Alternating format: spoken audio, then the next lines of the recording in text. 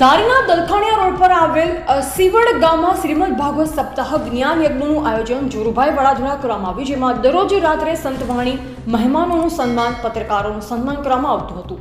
કથાના વક્તા શ્રી કેવલદાદા રાજગુરુ દલખાણીયાવાળાએ કથાનું રસપાન કરાવ્યું, જેમાં મોટી સંખ્યામાં લોકો ઉમટી પડ્યા, જેમાં સાધુ, સંતો તેમજ રાજકીય આગેવાનો પધાર્યા. દરરોજ પ્રસાદ અને ઠંડા પીણા આપવામાં આવી રહ્યા હતા.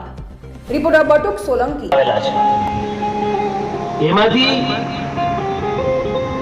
મનુષ્યનું સર્વશ્રેષ્ઠ ધન હોય તો પેલું છે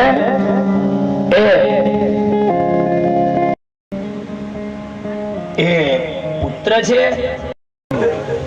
જેની પાસે ગાય છે, પશુધન છે, એ પણ સર્વશ્રેષ્ઠ છે. નંદ બાબાને ત્યાં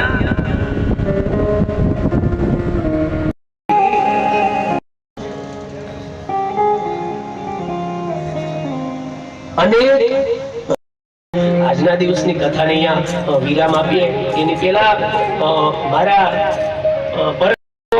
અમે અમારું પ્રાંતની અંદર જેનું મોટામાં મોટું એવું એ આજુબાજુના વિસ્તારોની અંદર નામ નિર્મલભાઈ બંને વક્તાઓને હું હૃદયથી વધાવું.